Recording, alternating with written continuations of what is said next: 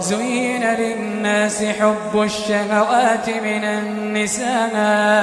من النساء والبنين والقناطير المقنطرة من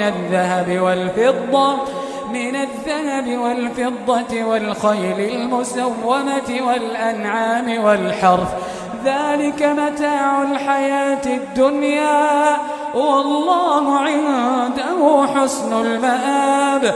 قل أنبئكم بخير من ذلكم للذين اتقوا عند ربهم جنات تجري من تحتها الأنهار خالدين فيها وأزواج مطهرة ورضوان من الله والله بصير بالعباد.